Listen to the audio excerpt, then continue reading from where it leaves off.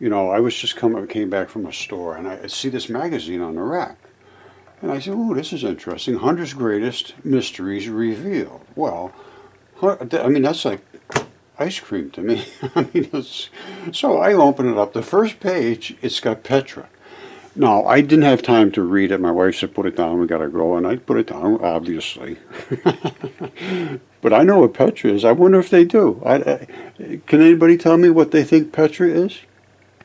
Okay, 100 Greatest Mysteries, Petra, right away, the first page. I'd love to see what they say. That, my friend, is muscle tissue. This is a connective tissue, which leads right down to where it's embedded. Now, they didn't use that for the treasury and so forth. They used literally almost pure sarcomere blood spots. I can show you that very closely. All right, the reason I brought this up, I think this is a good time to bring up another researcher, which is Mohan Praveen. I think Praveen Mohan, I think it's Praveen Mohan. And he goes out to all these sites. And then there's other ones like Brian Forrester. He's going to all around to these places. I don't think they believe what these things are. But I have the evidence to support what I'm telling them and what to say what these blocks are, what's going on there, and what's inside this treasury, and why is it this color, and why are these different variegations and so forth inside, and what's this all about? What the heck is going on here? All right, we need biologists, geologists, cardiac people. There's where Petra is right there. You see that? You see this whole thing and all of these layering? All these little valleys and streams going through. Well, they were at one time. They're passageways, let's put it that way. Nobody came in here and carved those. That is a natural occurrence, and this just happens to be at the conflagration of all three of these at the same time, at the same place. And if you look carefully at those stripes, the same ones that are down here. Another 100, I've shown this. I know exactly what it is, and I can prove it. All right, here's the guy I was just referring to as Praveen Mohan. He is excellent. He goes to a lot of places, and he looks at the chemistry and, you know, what was the ancient stories about it and what is supported. And I could tell you a lot of stuff he's looking at is biological, and it actually was the thing it was purported to be, even though it's stone now, just like my buddy here, Caesar. That's some kind of a waterfowl, I would say a goose. And there's his feathers. And I understand this process absolutely intimately now. And it's because of a hot saltwater flood. And everything died laying flat like that. And they have one flat side and one side is virtually perfect. They were like semi-cooked. And then they stabilized because there was a lot of blood and salt and acids in the water. And there was a lot of what they call nucleophilic invasion and substitution. And the body parts became stone. Even like a bone that is normally a white bone, that's not a bone anymore, that's basalt. And the outside is feldspar. 100% of them have feldspar on the outside because that's where the aluminum silicates attacked and surrounded the interior, like this. Hold on. That's a lung. That lung is, no question, it's a lung because it's been DNA tested and CAT scans, anatomies verified, and the whole 9 yards. And that is the pattern of the pleura on the lung, the fabric. And again, flat as a pancake on that side. Again, I show this stuff hundreds of times. And this is the fabric of the pleura. All right, and there's an attachment spot right up there that holds it from flopping around, and there's the one at the bottom that holds it from flopping around. You see that little wedge thing? They all have them. It's interstitium, and that's the spur lock. All right, this is over the top cool. It's just hard to believe it's true, but it's true. These are muscle sarcomeres. You see this spot, and then you see the like dark spot, and they're all broken into these blocks. You see the blocks? Those are muscle sarcomeres. They go in like this. to pull your muscles in and out. They have to be fed with a ton of blood. And guess where the blood comes from? An artery. And guess what's in the artery is blood. And guess what blood looks like when you carve it after it's sort of dried out? It looks just like this. And guess why you would have to put these holes in there? Is to let that blood dry itself out. And let's look inside where there's some tissue that surrounds it. This is inside the treasury, they call it. And that is blood vessels. That's where the blood transferred into those sarcomeres. And this is a little bits and pieces of connective tissue. But primarily they hit an artery. Now don't forget, I think I showed you this picture of this. This is in other areas than the treasury. The treasury was built right where there was no heavy connective tissue. I believe there was a ball inserted here. That's how all of these stuff invest, so they can't pull out of your body, these fibers. And then they connect to the red muscle tissue that does this, the sarcomeres. Now let's check this out. Hold on. All right, look at this. This is a mind blower. That is the Petra. You see all these cuts coming through here? Those were originally arteries that brought the blood from the artery here. That's why it's just nice and clean. All these other, I have the sarcomeres, they're all muscle fibers. And if you look closely, I don't know if you'll be able to see it with this. No, I suppose you can see this. See all the layers? Those layers aren't there for nothing, like they accumulated because of 100 million years here and another 100 million years. No. That is layers of tissue. And it had to be fed with an artery, and that was the artery. And I have the same thing here. Watch. Where do you see this?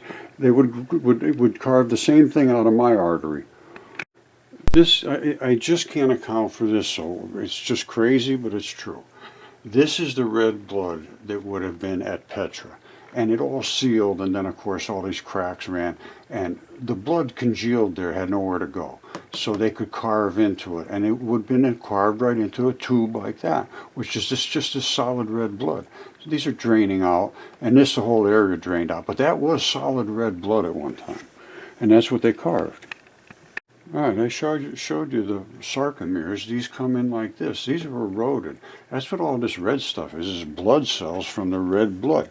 The fibers, the connective tissue, are still in there. That's what, but the muscle stuff has eroded. Now, what this was is right down here. It's the same as I showed you in mine, and that's it. Where they would carve into that red blood if it had just stayed red. Because here's what it looks like right here. They would have carved right in there and made their. And you can see the layers. The same stuff. There's no difference. All right, so that's what they did. They carved right into an artery just like that to make Petra. So I'd love to talk to somebody about that mystery. All right, prepare for your mind to be expanded.